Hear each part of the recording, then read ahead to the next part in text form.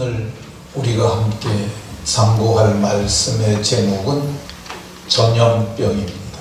전염병. 속으로 기억을 하십시오. 그리고 옆에 있는 분들 이렇게 쳐다보시면서 우리의 사랑하는 형제입니다. 한 사람도 전염병에 걸리지 말리하옵소서. 소망을 담아서 속으로 말합니다.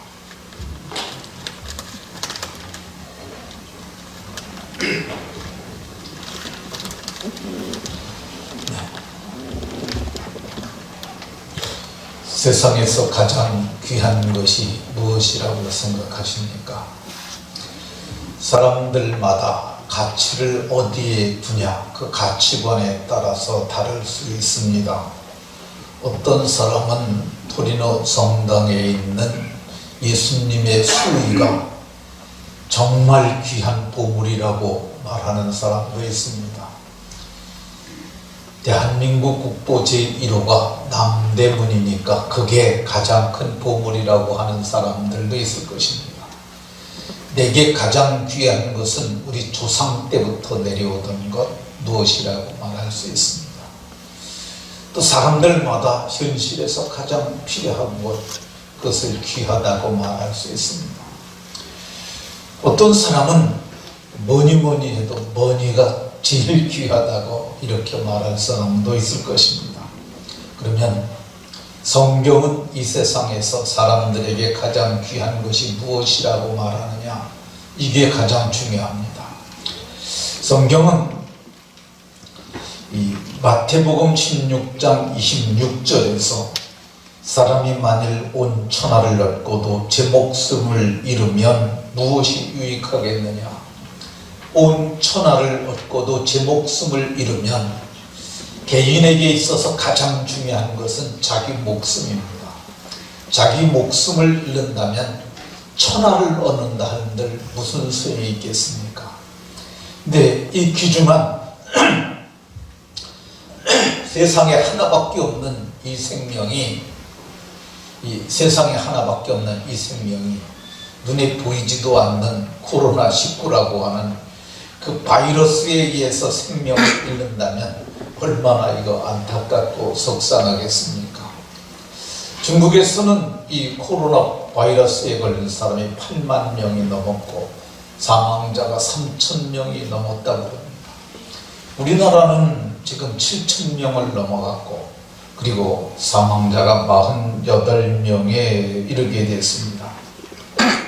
그러니까 많은 사람들이 이걸 두려워하고 길에 다니지도 아니하고 다닐지라도 마스크 쓰고 다니려고 그러고, 이 마스크 왜 쓰려고 그러냐면 비말, 침, 입에서 나오는 침이나 그런 부스럭지들을 비말이라고 그러는데 그걸 이제 다른 사람께 내게 들어오지 않게 하기 위해서, 자기를 지키기 위해서, 또 내가 남에게 해를 주지 않게 하기 위해서 그래서 마스크들을 사더라고.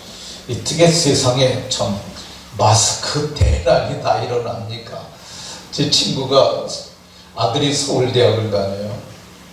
근데 그 친구가 학교에서 애가 날마다 학교를 간대요. 공부하라. 근데 마스크가 매일 필요한데 자기는 안 써도 괜찮은데 아들놈 그 귀하잖아요. 서울대 들어갔으니까. 그러니까 그 마스크 사다 주려고 자기가 4시간씩 줄을 서서 기다렸다고. 세상에 이런 나라가 어딨냐고 그렇게 얘기하는 것 보았습니다. 가능하면 사람들 만나지 말라고 그러고, 이 사람이 접촉하지 아니하니까 경제도 많이 좋아지지 않는 것 같습니다. 이 인류가 지금 수천 년의 역사를 지내오면서 이런 감염병으로 고통당했던 때가 많이 있었습니다.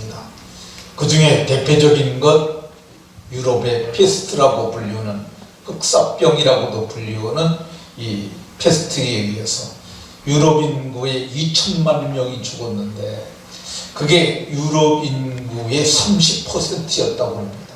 그러니까 10명 중에 3명이 죽은 거야. 그럼 생각을 해보세요.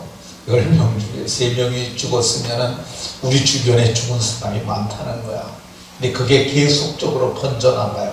그 공포가 얼마나 컸겠습니까? 우리나라에도 1886년에 그때 독감이 돌았는데 그 독감 때문에 서울 사대문 안에서 죽은 사람들이 2달 동안에 6,000명이나 되었다고 얘기를 해요. 그게 시체들이 시군문이라는 문을 통해서 나갔는데, 그러면은 이 2달에 6,000명이면은 하루에 100명씩 나간 거야. 100명씩.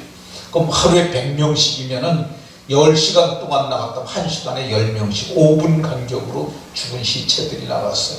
그러니 그게 얼마나 끔찍했겠습니까? 그런 독감이 그때도 있었고, 그때는 콜레라였어요.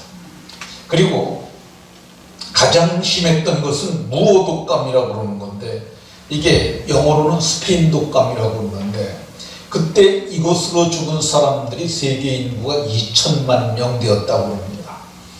그러니까 우리나라에서도 그때 당시 인구 100명당 1.78명, 그러니까 100명에 거의 2명씩 죽었어요. 그러니까 참으로 무서운 거죠. 지금 우리나라에는 48명 죽었어요. 그러니까 100명당 그때 당시에 2명 죽었는데, 지금은 이 5천만 명 중에서 48명 죽었으니까 100만 분의 1 죽었어요. 그러니까 비교도 안 되는 거죠. 어마어마하게 많은 사람이 죽었습니다. 그러면 우리는 이 전염병을 어떻게 보아야 할까? 우리가 사무엘상을 통해서 여호와께서 블레셋에 독종을 내리셨다는 것을 우리가 살펴봤습니다. 사무엘상 5장 6절에 보면 여호와의 손이 누가 하셨느냐면 하나님께서 아스돗은 블레셋의 한 도성이죠. 거기에 독한 종기 재앙으로 근데 누가 했느냐? 여호와께서. 제가 오늘 강조하고자 하는 게 여호와께서요. 자, 사무엘상 5장 11절에도 보면 블레셋에 하나님의 손이 엄중하심으로 하나님께서 저들을 심판하셨다고 말씀합니다. 다윗의 시대에도 전염병으로 인한 재앙이 있었는데, 성경을 보면 이 다윗이 인구조사한 것을 인하여 하나님께서 진노하셔서 그를 치셨는데, 사무엘상 24장 15절에 보면 여호와께서, 이게 마귀가 한 거 아니에요. 사탄이 한 거 아니에요. 귀신이 한 거 아니에요. 여호와께서 그 아침부터 해서 백성의 죽은 수가 7만 명이 되도록 여호와께서 하셨다고 이렇게 말씀합니다. 오늘 우리가 봉독한 역대하 7장은 솔로몬이 자기 왕궁 그리고 여호와를 위한 성전, 이걸 20년에 걸쳐서 마칩니다. 그리고 밤에 여호와께서 솔로몬에게 나타나셔서 그에게 대답하시는 장면입니다. 근데 6장에 보면은, 지금 7장을 보고 있잖아요. 6장에 보면 솔로몬의 기도가 나와요. 하나님, 전염병 들 때 우리가 돌아와서 회개하면 다 고쳐주세요. 뭐 그런 내용의 기도가 줄줄이 나옵니다. 거기에 대한 7장은 응답이죠. 솔로몬에게 여호와께서 나타나셔서 말씀하시길, 이 주어가 내가예요. 내가에다가 색깔 좀 매기세요. 내가 하늘을 닫고 메뚜기를 토산을 먹게 하거나 전염병이 내 백성 가운데 유행하게 될 때, 이게 내가 하신다는 거야. 내가 하늘을 닫고 비를 내리지 않을 수 있고, 내가 메뚜기로 토산을 먹게 할 수 있고, 내가 전염병이 내 백성에게 유행하게 할 수 있다고 말씀하세요. 누가 하실 수 있느냐? 여호와께서 하신다는 거야. 우리가 생각해야 될 것 하나 있는데, 오늘날 일어나는 전염병은 하나님의 진노로 인한 심판으로 봐야 합니다. 그래서 하나님께서 했기 때문에 하나님 앞에 오늘 성경을 보면 돌아오면은 고쳐주시겠다고 말씀하고 있어요. 그런데 정부는 공적 기관이기 때문에 종교 다원주의 국가에서 인정하기 힘들 수밖에 없습니다. 그러나 개개인 신앙을 가진 공직자들도 이거 하나님께로부터 왔다는 걸 인정을 해야 돼요. 근데 많은 사람들이 하나님 없이 살고 있고 하나님을 전혀 결혼조차도 하지 않고 있습니다. 저는 이게 좀 화가 나는 사건 중에 하나야. 제가 어제 문자를 하나 받았습니다. 경기도 기독교 총연합회에서 보낸 문자입니다. 근데 이거를 보면은 여기에 경기도 기독교 총연합회는 경기도에 15,000개의 교회가 있는데 15,000명의 교역자들에게 보낸 문자로 보여져요. 근데 이거를 보면서 제가 화가 나는 게 뭐냐면은 첫 번째가 금식기도 하자는 거예요. 일본 항목은 금식기도 하자는 거야. 좀 키워보면 안 될까? 금식을 선포하고 금식하자는 거야. 여기 하나님 얘기도 하나도 안 나옵니다. 두 번째, 철저하게 회개하자는 거예요. 이 회개하자는 거야. 근데 여기서 중요한 게 있습니다. 왜 금식을 해야 되는지 이유가 없어요. 아니 이게 목사들한테 보내는 거잖아요. 왜 금식해야 하는지 이유가 없어요. 에스더처럼 두 번째 에스더처럼 이게 금식하고 회개하자고 그랬습니다. 사실 에스더는 금식만 했지 회개한 거 아니에요. 에스더는 간구했어요. 참 제가 이거 보낸 사람들이 누가 만들었는지 참 정말 한심하고 무식하다고 저는 생각을 해요. 왜 회개해야 하는지도 없고 무엇을 회개하자고 그러는지, 회개하자고 그러면 회개의 내용이 있어야 될 거잖아요. 너 회개해. 제가 권사님에게 그렇게 말했다고 해보세요. 그럼 뭘 회개하냐고 물어볼 거 아니에요. 뭘 회개하는지 회개할 걸 두고 회개하라고 그래야지. 아니 뭘 회개하는지 그것을 말하지를 않아요. 그리고 누구에게 회개를 해야 되는지 회개의 대상도 없어요.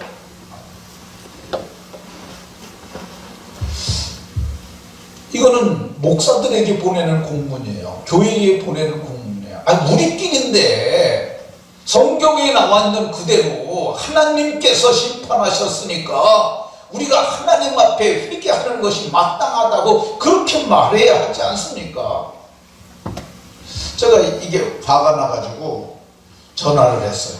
보낸 전화번호로 전화를 했어요. 나 행전교회라고 하는 양주에 있는 교회 누구누구 목사인데 이런 문자를 보내신 분 맞습니까? 그랬더니 맞대요. 전화 받으시는 분은 누구십니까? 그랬더니 자기는 박모 목사라고 얘기를 해요. 그럼 어디 신고하시냐고 그랬더니 여기 있대요. 그 문자 어떻게 보냈냐니까 경기도 지회, 경기도 본부에서 양주시로 보내서 자기는 발송한 거밖에 없대요. 제가 이렇게 얘기 꼭꼭 집어서 얘기를 하니까 목사님 그렇네요. 그 사람도 그러더라고. 침례교 목사라고 얘기를 했어요. 그 사람이 뭔 잘못이 있어요. 그 사람은 그냥 전달한 것밖에 없는데. 아니 경기도 총연합회에서 회개의 내용이 뭔지, 금식할 이유가 뭔지, 아니 그것도 말하지 아니하고 그냥 병 그치게만 해달라고. 아니 병 원인이 어디에 있는지 적어도 그거는 말을 해야 하지 않겠습니까? 저는 3주째 계속 이 전염병이라는 주제를 가지고 말하는데 성경에 전염병과 연병을 포함해서 47번이 나옵니다. 전염병만 치면 전염병과 연병을 포함한 57번, 전염병만 검색을 하면 47번이 나와요. 근데 47번에 귀신으로 말미암았다는 얘기 하나도 없고 마귀로 말미암았다는 얘기 하나도 없고 오직 하나님께서 하셨다고 이렇게 말씀하고 있어요. 하나님께서 전염병은 심판하는 방편으로 사용하시는 거야. 징계하는 방편으로 사용하시는 거야. 저는 우한에서 이것이 시작되었기 때문에 우한 폐렴이라고 하는 것이 맞다고 제가 말씀을 드렸습니다. 근데 우한에서 저들이 행했던 악행들을 우리는 사진을 통해서 봤습니다. 저들이 얼마나 나쁜 짓을 했는지 여러분들도 이 사진을 통해서 아실 수 있잖아요. 거기다 교회 내부에다 시진핑 주석의 사진을 걸게 하거나 또 48개의 교회를 폐쇄하고 수천 명의 선교사들을 다 쫓아낸 이것들 하나님께서 저는 이것에 대한 징계요 심판이라고 저는 생각합니다. 그리고 왜 우리나라에서 유독 신천지에만 이렇게 발병을 했느냐? 저는 지금은 우리가 좀 힘들 수 있지만은 조금 시간이 지나고 나면은 이게 우리 한국교회에도 오히려 복이 될 것 같은 생각이 들어요. 신천지가 이것 때문에 굉장히 타격을 넘어서 와해될 가능성이 저는 크다고 생각합니다. 근데 저들이 와해되게 되면 저들의 속해 있는 근 30만 명 가까이 된다는데 저는 그들 중에 상당수를 건져낼 수 있다고 생각을 합니다. 그러면 이 전염병이 하나님께로부터 말미암았다면은 노여날 수 있는 방법은 무엇이겠습니까?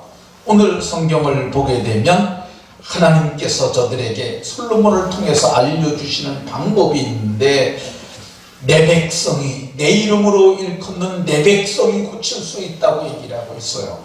14절에 내 이름으로 일컫는 내 백성이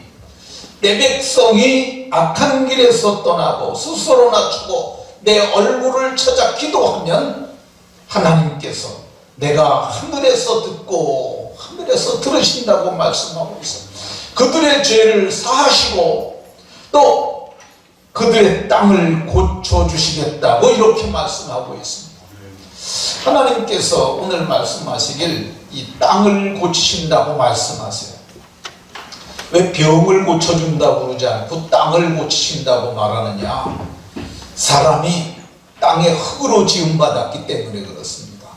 창세기에 보면 하나님께서 땅의 흙으로 사람을 지으시고 땅의 흙으로 사람을 지으시고 땅의 흙에다가 이렇게 빨갛게 땅의 흙으로 사람을 지으셨다고 말씀하세요. 그러니까 우리가 땅이고 땅에 있는 흙이에요. 그래서 우리가 흙으로 돌아가지 않습니까? 그래서 땅의 성분과 흙의 성분이 똑같은 거야. 땅의 흙으로 지음받았기 때문에.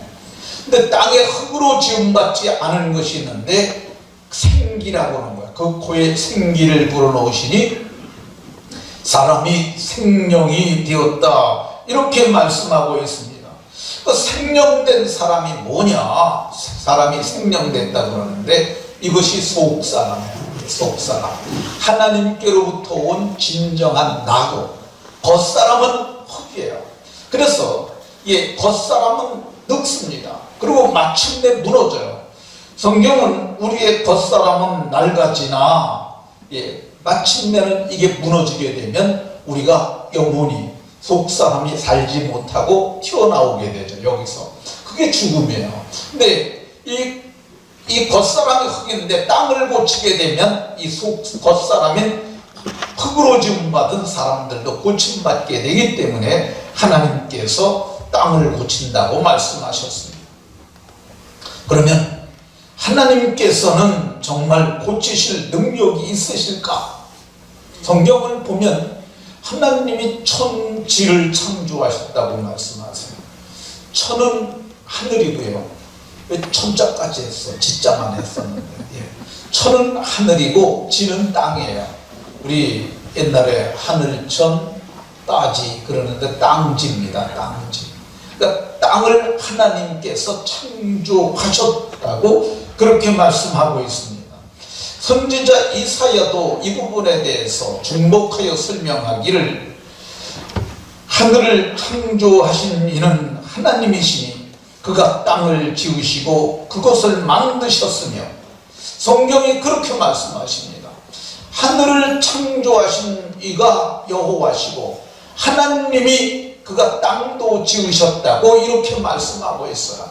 그러니까 지으셨으니까, 그 권능으로 말미암아 땅을 지으셨으니까, 그 권능으로 땅을 창조하신 이가 우리를 능히 고칠 수 있는 줄로 믿으시기 바랍니다.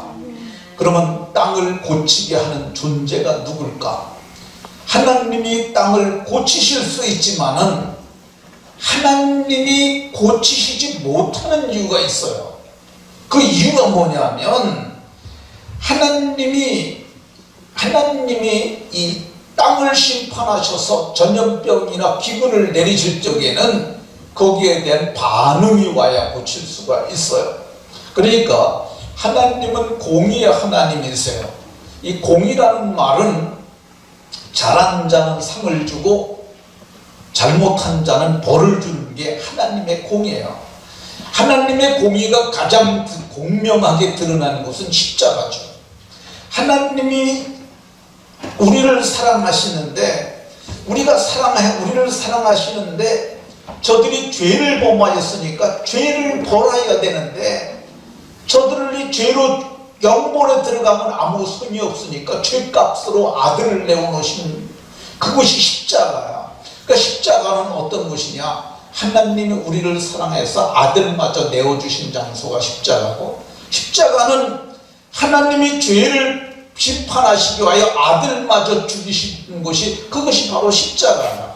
그러니까 죄를 졌으면서 하나님의 심판이 임하면은 저들이 회개하고 돌아와야만, 그래서 그게 분량이 차야 하나님께서 그 심판을 거두실 수 있는 게 그게 하나님의 공의입니다.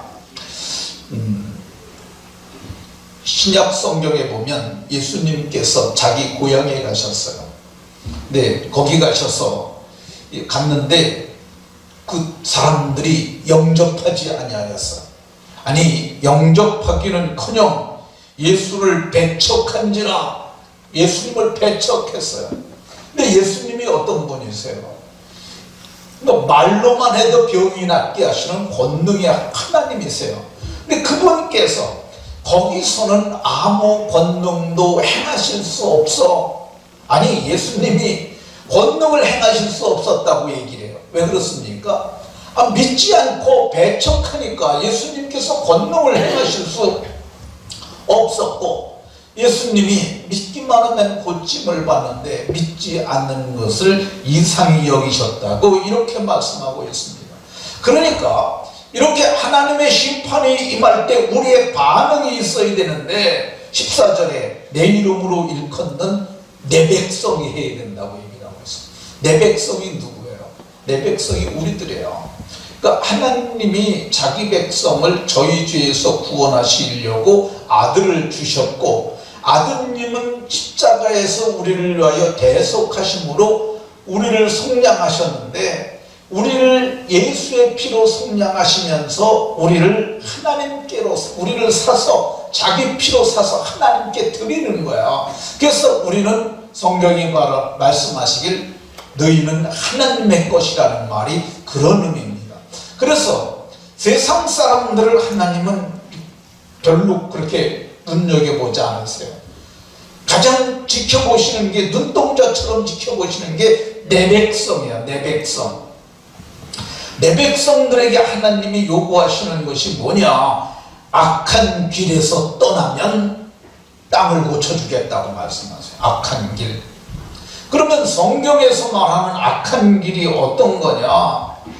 이 열왕기상에 보면 여로보암이 이 느바스의 아들 여로보암이 악한 길을 걸어갔어요. 근데 악한 길이 그게 했던 것 중에 대표적인 게 열왕기하 10장 29절에 보면 가장 큰 죄가, 여로보암의 죄가 베델과 단에 금송아지를 만들어 놓고 여기다, 이게 너희를 애굽에서 인도해낸 신인이 너희들 여기다 절하고 여기서 제사하라고, 멀어 예루살렘까지 가느냐, 가까운 데다 금송아지 만들어 놨으니까 그걸 섬기라고 그랬는데 성경은 이것을 악한 길이라고 얘기를 해요. 그러면 현대판 금송아지가 뭐냐? 현대판 금송아지는 가져서는 안 될 것을 갖고 오지 않은 탐심이에요. 그러니까 우상을 섬기는 것을 성경은 이 여로보암의 죄의 악한 길이고 우상 섬기는 건데, 우상을 섬기는 죄를 성경은 탐심이라고 얘기해요. 탐심은 우상 숭배라. 탐심에 대해서 골로새서 3장 5절에 이게 탐심이 우상 숭배요, 이게 악한 길이라고 얘기를 하는데, 이 탐심에 대해서 몇 가지가 나옵니다. 그러니까 음란을 탐하는 마음, 음란. 이 음란은 정상적이지 않은 관계들이 다 음란이에요. 부부는 음란이 아니에요. 가정이라는 울타리를 벗어나게 되면 음란인데, 그 음란 중에는 에이즈도 전 포함이 된다고 봅니다. 그것도 음란이죠. 예, 우리말 성경에 음란하고 음탕하고 난잡함이라고 나와 있어요. 음란. 우리말 서전에 나와 있어요. 음탕하고 난잡한 거. 그것들이 그게 그거지. 얘네들이. 참 말하기가 거시기한데. 아니, 이게 얘네들이 그 동성애가 여기 대표적인 거야. 우리나라의 동성애자가 얼마나 될까? 우리나라에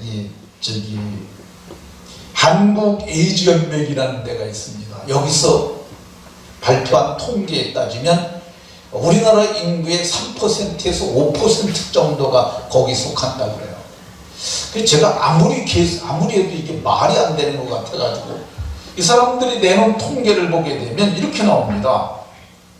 그대로 제가 읽을게요. 우리나라 인구 대비 3 내지 5%가 가장 적당하지 않을까 생각해 볼 수 있다. 그러면 5천만 명에서 대략 150만에서 250만 명 정도가 된다. 저는 이게 납득이 안 거야. 아무리 따져봐도. 그러면 인구 대비 150만 명, 3%만 잡아도 150만 명이면은 30명당 1명 꼴이에요. 근데 이게 일반인이 낸 통계가 아니고 한국 에이즈 연맹에서 발표한 거야. 그래서 이게 진짜 그럴까? 좀 납득이 안 가는데, 뭐 거기서 발표한 통계니까 맞는다고 봐야죠. 그러니 이게 15살 이하는 그래도 없을 거 아니에요.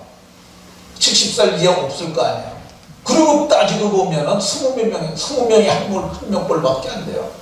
그럼 우리 교회에도 뭐 수십 명이 있다는 얘기인데 우리 교회는 하나도 없잖아요. 얘기 있습니까? 제가 보기에 한 명도 없을 것 같은데, 그러면은 예수 믿는 사람들 빼놓고 불신자들 가운데만 있다고 본다면은 이게 10명이 한 명꼴로도 줄어들 수도 있어요. 이게 만연됐다고 볼 수 있어요. 하나님이 가장 싫어하는 죄가 이거고, 이것 때문에 소돔과 고모라가 오고, 그리고 마지막 때 불심판도 이것 때문에 온다고 성경이 말씀하고 있습니다. 근데 이것 말고도 한국의 음행이 얼마나 심하냐? 뭐 다들 옷 입고 멀쩡하게 돌아다니니까 멀쩡한 것 같은데, 우리나라에 숙박업소가 약 3만 4천 개 있습니다. 3만 개만 잡고 3만 개 중에 객실이 아무리 적은데도 큰 호텔 같은 경우는 수백 개의 객실이 있는데 객실이 20개씩만 있다고 잡아봐요, 평균으로. 근데 20개가 만실되는 일은 드무니까 어쨌든 30% 7개씩만 있다고 한번 가정을 해보세요. 그러면은 객실이 21만 개가 되는 겁니다. 음행은 둘이서 하잖아요. 그럼 40만 명이, 한 달이면 1200만 명이 음행을 한다는 거예요. 그럼 여러분들은 거기 가십니까? 아니, 2월달에 호텔이나 여관에 가서 잔 사람 한 번, 아니 뭐 부부지간에 잘 수도 있으니까 한 번이라도 가서 잔 사람 한 번 들어보세요. 하나도 없네. 예, 거기 괜찮습니다. 아니 뭐 부부지간에 갈 수도 있고 출장 가서 갈 수도 있죠.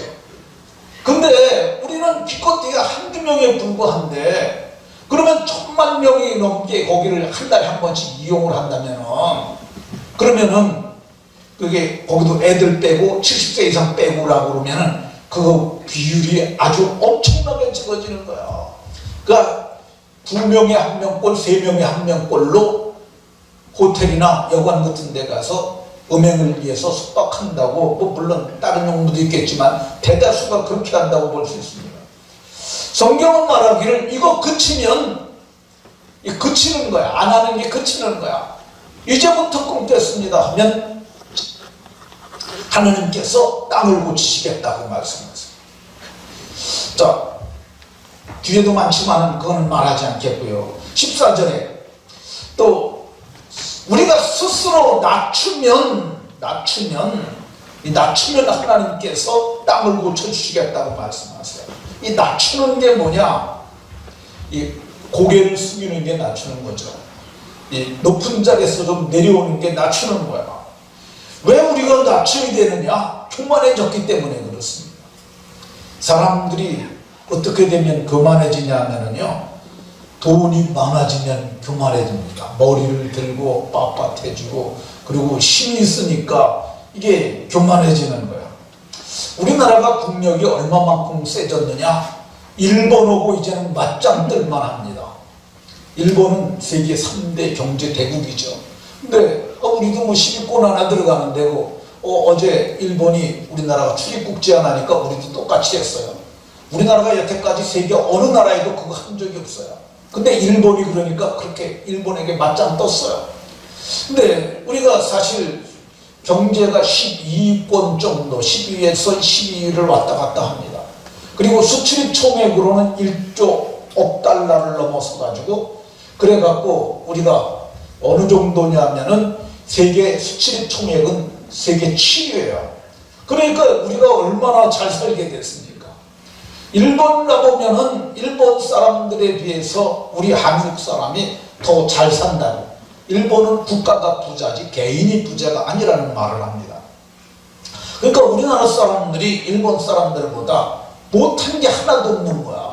그러니까 이제는 뭐 힘이 세지니까 교만해졌어요. 사람들이 왜 교만해지느냐? 지식이 많아지니까 교만해졌어요. 우리나라 사람들이 지금 모든 부분에서 뛰어나기 때문에, 명석하기 때문에, 이번에도 그 영화가 갖고 그 친구가 다 받았잖아요. 그러니까 네? 기생충. 근데 기생충이 받았는데 저 작가 봉준호요. 자, 어쨌든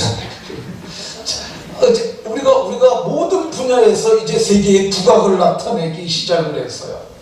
근데 성경은 뭐라고 하냐면 지식이 많아지게 되면 사람이 교만해지게 된다고 얘기를 하고 있습니다. 그러니까 이게 지식이 많아지고 재물이 많아지게 되면 내가라는 말을 많이 해요. 내가. 우리나라가 이게 자긍심일 수도 있는데 이게 교만일 수 있어요. 성경에 보면 나를이라는 단어를 4번 말해서 망한 왕이 있습니다. 그게 느부갓네살이에요. 나 왕이 내가 능력으로 나의 토성을 삼고 내 위엄과 영광을 나타낸 것이 아니냐. 그런데 하나님께서 말씀하시기를 나라의 왕위가 네게서 떠났느니라. 그래서 왕에서 그가 쫓겨나고 그가 짐승처럼 들판에 살게 됩니다. 그러니까 한 번에 하나님께서 그의 교만을 꺾으셨던 것을 봅니다. 히스기야라는 왕도 재물이 많아지니까 히스기야가 부와 영광이 지극한지라, 그러니까 상상을 초월할 정도로 하나님께서 저를 높여주셨어요. 그랬더니 마음이 교만하여 받은 은혜를 보답하지 아니하므로 이 재물이 많아지고 그러게 되면 하나님도 떠나게 되고 교만해지게 되는 것을 볼 수 있습니다. 근데 하나님께서 바벨론으로 그가 보여줬던, 그가 자랑했던 그 부와 영광이 몽졸이 옮겨져서 성경은 하나도 남지 않게 되었다고, 하나도 남지 아니할 것이요, 이렇게 말씀하고 실제로 그 일을 이루셨던 것을 볼 수가 있습니다. 그러면 우리가 어떻게 낮춰야 될까? 낮추는 게 어떻게 하는 것입니까? 이 열왕기하 21장에 보게 되면 낮춰서 겸비함으로 은혜를 입은 사람이 있는데 그게 아합이라는 사람이에요. 아합. 이 아합은 아주 죄를 무지무지하게 많이 지은 사람입니다. 그런데 이 엘리야를 통해서 하나님의 진노와 형벌이 저들에게 임할 것을 듣자 그가 이 모든 말씀을 들을 때 그의 옷을 찢고 굵은 배로 몸을 동이고 밥을 굶고 굵은 배에 누우며 풀이 죽어 다니더라. 다시 한번 보겠습니다. 옷을 찢었어요. 아, 하나님의 진노로 인한 형벌이 내게 임하였구나. 그리고 왕의 옷을 벗고 굵은 베옷을 입었어요. 굵은 베옷은 우리나라에서도 아버지 상을 당했을 때만 입는 거야. 굵은 베옷. 고운 베옷은 아주 좋은 거지만 굵은 베옷은 백이고 거칠고 그래갖고, 근데 그리고 밥을 안 먹고 굵은 배에 잠자리도 자기 몸을 고난에 두고, 그리고 고개를 숙이며 풀이 죽어 다니니까 하나님께서 이제 엘리야를 부르십니다. 엘리야야, 엘리야, 이리 와봐라. 그러면서 아합이 내 앞에서 겸비함을 네가 보느냐? 그가 겸비함으로 내가 재앙을 제시대에는 내리지 아니하겠다고 하나님께서 돌이키셨어요. 그러니까 어떻게 해야 되느냐? 하나님 앞에서 겸비해야 합니다. 하나님 앞에서 겸비해야 합니다. 그리고 어떻게 해야 되느냐? 오늘 내게 주신 재물과 부와 영광이 다 하나님께로부터 말미암았다고 그렇게 말해야 합니다. 하나님의 은혜라고 말합니다. 7절에 보면 역대상 7절에 다윗이 아삽과 그의 형제를 먼세워 여호와께 감사하게 하여, 그러니까 다윗은 이 찬양대를 세워서 감사하는 찬양대를 세웠고, 그리고 하나님께서 베푸신 은혜를 헤아려서 하나님 앞에 살았더니 하나님께서 다윗에게 늙도록 부하고 존귀를 누리다가 잠들게 하셨던 것을 볼 수가 있습니다. 세 번째, 우리가 이 땅을 고치려면 어떻게 해야 되느냐? 우리가 기도하여 내 얼굴을 찾으면, 기도하여 내 얼굴을 찾으면 이 얼굴을 구하는 것이 하나님 면전 앞에 서는 것인데, 신약적 성경의 가르침을 따르면 은혜의 보호자 앞에 담대히 나가는 거야. 이게 얼굴을 구하는 것. 이게 구약적 성경에서 보게 되면 보호자 앞에, 시은소 앞에 들어가는 것을 말하는데, 하나님 앞에서 잘못했다고 고개를 숙이고 엎드려 구하게 되면 하나님께서 땅을 고치시겠다고 말씀합니다. 땅을 고치면 사람이 고침을 받게 돼 있어요. 왜 그러냐면 우리가 땅의 흙으로 지음받았기 때문에 그렇습니다. 또 오늘 이 땅이 고쳐지는 비결, 하나님께서 심판하셨다고 인정하시고 하나님 앞에 겸비하게 무릎을 꿇고 구하면 하나님께서 전염병을 그치게 하실 줄로 믿으시기 바랍니다.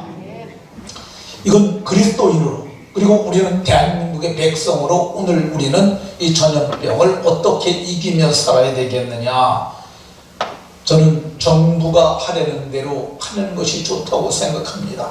마스크 쓰라면 쓰는 게 좋고, 그리고 예배를 요즘 자제하라고 이재명이가 이 사람이 과천 총사에 들어갈 때 사람들이 지지를 많이 해줬더니 이 정신을 못 차리고 자제를 못하는 것 같아요. 한계를 넘어서서 교회도 교회당 폐쇄 명령 운운하고 그렇게까지 하는데, 그 사람은 그건 정신을 못 차리는 거야. 사실 지금 여기서 예배하는데 여러분 공장에 가는 것보다 마트 가는 것보다 여기가 더 안전합니다. 그렇잖아요. 여러분 얼굴 마주대고 앉지 않잖아요. 마주댈 수 있는 상황 우리가 다 없앴잖아요. 그리고 여기서 비말이 나오지 않도록 다 이렇게 우리가 하잖아요.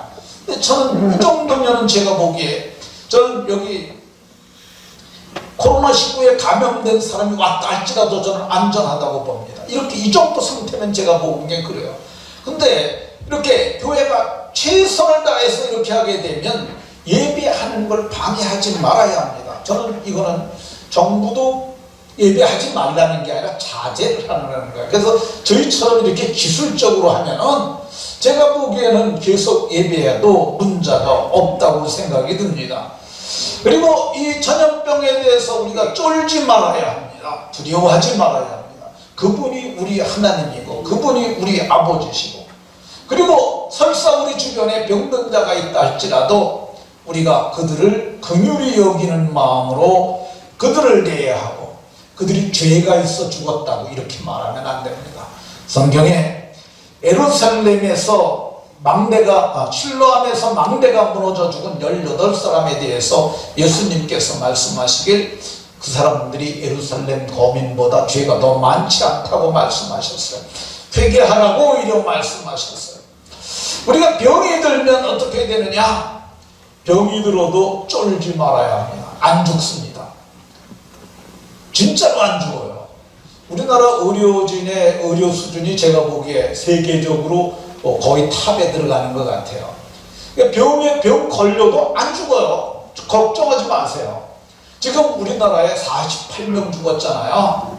그게 48명 죽었으니까 그게 100만 명 중에 1명 죽은 거예요. 그게 자살하는 사람들보다도 훨씬 낮은 거예요.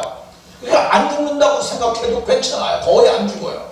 그렇지만은 그게 여러 사람을 활동장애를 가져오고 비난에 들어올 수 있으니, 비난을 받을 수 있으니까 우리는 주의를 하고 자기 관리를 철저히 하는 것이 맞습니다. 손도 잘 닦아야 되고요. 그리고 또 이렇게 가능하면은 다중시설을 이용하지 않고 그렇게 한다면은 제가 보기에 이것이 조기에 종료될 것으로 보여집니다. 저는 이것을 보면서 하나님의 손을 봐요. 하나님이 어떻게 하실까? 하나님의 손이 어떻게 이 일을 이끌어 가실까? 그걸 봅니다. 그래서 저는 이게 끝나면은 하나님이 어떻게 하셨는지를 제가 보고 은혜를 입을 것 같은 생각이 들어요. 말씀을 마치도록 하겠습니다. 전염병으로 인하여 두려워하지 말고 우리 아버지께서 이 일을 행하시니까 우리를 고치시고 마침내 아름다운 더 훌륭한 우리 개인들의 신앙도 이렇게 이번을 통해서 달아보시고 세워보시고 더 크게 세우실 줄로 믿으시고 믿음으로 잘 사는 복이 모두에게 있으시기를 예수님 이름으로 축원합니다.